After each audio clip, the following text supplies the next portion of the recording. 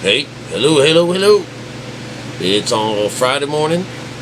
Uh, just on the eve of the hurricane. The sun's just coming out. It's early. It's morning. It's not early in the morning, but looks really pretty. I've been cleaning up my shop. I've got the tent top still to take down, and Mariko and I are bagging up all our clothes. We found, this is going to be like 20 feet of storm surge, maybe a little less, or maybe more, who knows. And the little house that we live in behind the big house is just, I'm taking my big computer out, my brand new computer that I'll never use. I'm taking it on my trip with me, and bagging up all my clothes. That's about all I got. I don't have nothing else. But we plan on disappearing here this evening, perhaps, having all of our stuff over there. And then, there's a few bars that are open. We can go and hang out for a little bit. But I think that they're going to start closing everything down because it's right within 24 hours, I believe. Because they gave it yesterday. They gave us the notion that was 48 hours. So I think we only got 24 hours left. I had never seen the town participate in such an event, and I will tell you that there are literally thousands of us here on this island. There's just for whatever our reasons are for staying, whether we wind up dead or not. I was just telling a joke with friends of mine. That whenever I go out, "You gonna go out?" I said, "Hell yeah, I'm going to go out in the water. I'm going to have on some good shoes. I'm going to have on some clean underwear, and I'm going to have my Social Security number written across my forehead in indelible ink, or someplace on me, so if they find me." But no one ever has run through one of these before. We're just going to make it. I kind of have this idea. It's like the Poseidon Adventure. We go into this big old building. It's like 1920 style building. And so I think of it like a big old ship, and we got all these odd characters now that are going to be hanging out in there. And I'm going to assume the backbone of this group. I'm going to be the captain. Somebody's got to be the captain, And we have Shelley Winters and everyone already involved. You know how in those groups and those stories and those movies, there's always like somebody in the pack that's, kind of the boss. And then there's this one that every time you turn around, she or he is getting caught up on something and we have to go and help them. Or all of a sudden something happens and, they're afraid and we have to help them. The antagonistic person in the group that makes you want to kill people, Yeah, we're going to have all that. It's going to be just one happy time. I'm telling you. Gonna have one happy time. Look here, do you see this? Oh, are they on? That's mine. That's some of my lights. It's my hillbilly hat. Usually comes out in June these times of years. I can't believe they're still working. I'm looking.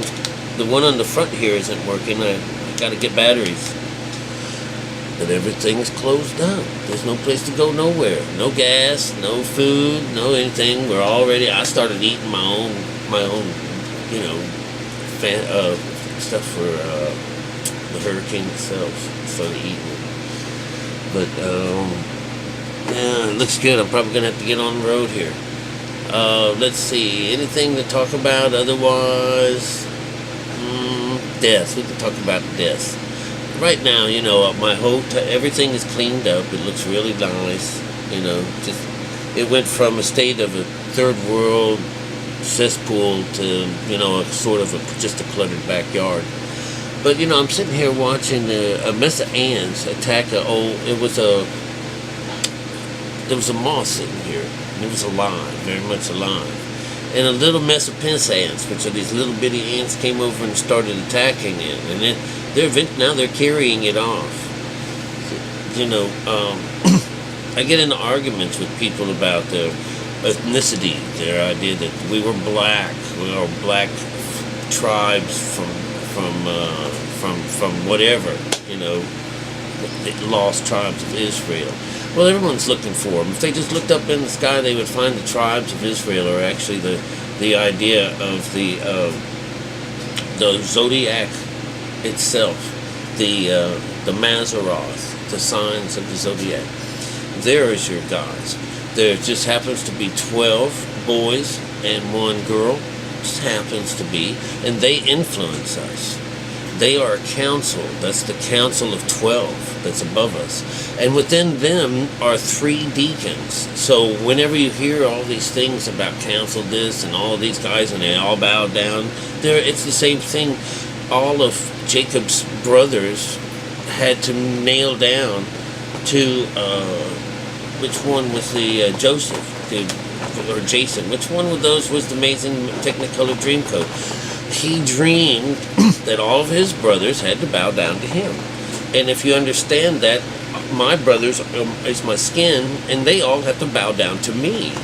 You understand? And that's what this idea is, that the Christ in the middle is you, being surrounded by this Maseroth. This is the lost tribes. Lost tribes meaning that for years and years, oh, that's sorcery. That's what I hear all the time.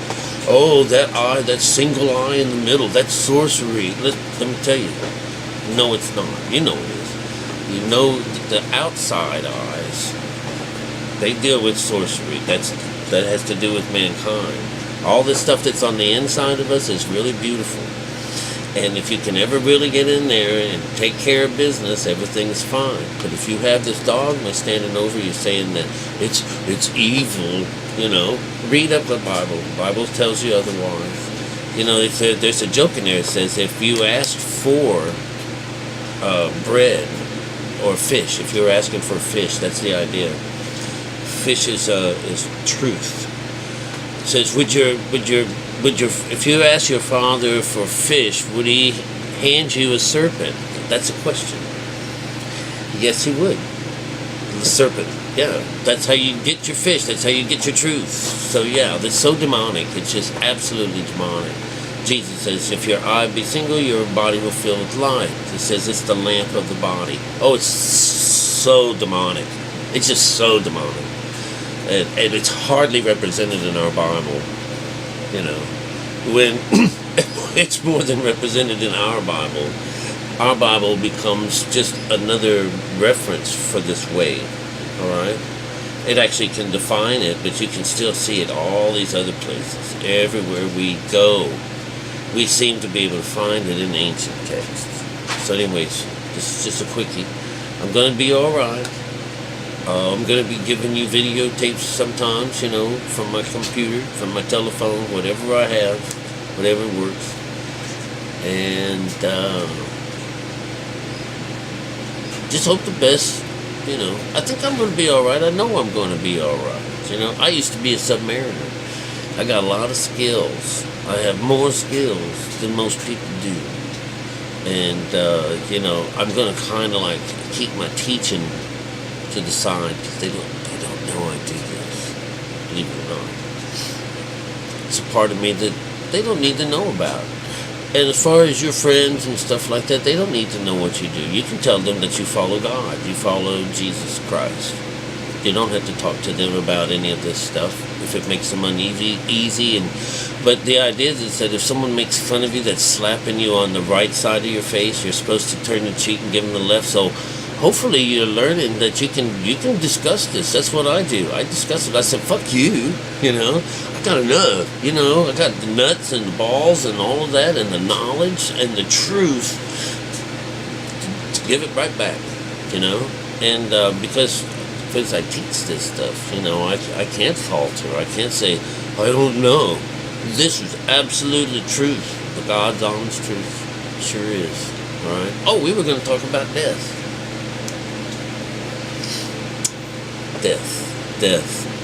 This little light of mine, I'm going to let it shine. As long as my body allows me, just like a light bulb is, just like a light bulb. It's a light bulb. As long as that motherfucker can hold the light, it's working. But as soon as that light goes out, I toss that bitch away and put another light bulb in there, and that same energy comes up through it, turns it on. you're not. When people say they wish they could be with their family, I'm your family. I'm your family. You know, your mom is my family. Your daddy, your grandfather's my family. I'm your family. They're my family.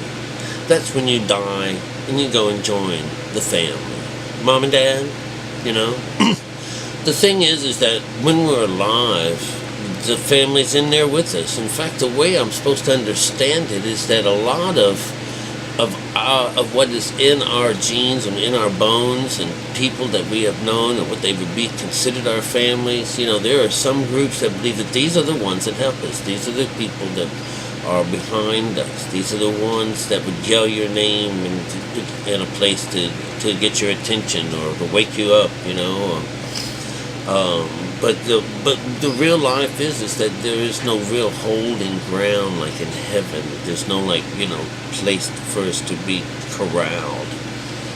In the same way with hell, there is. Right now, while you're alive, here's your corral. This is it right now. So, you know, just get used to that. And that's hell while you're alive. And Scripture shows us how to escape this hell while we're alive to make it up into heaven. So if you want to think of this on the outside world, I'm not so sure that there is one. You know, there's this ether, there's this great big beautiful thing that we could probably, like, you know, just disperse ourselves in, larger than we could possibly imagine and small at the same time, because we're just absolute nothingness, you know. But you can't get rid of this. You can't get rid of energy. You can only torture the skin. You can only hurt the skin. You can only feel in our skin, you know. Other than that, it's you know, it's this vessel. When this vessel is gone, it's gone.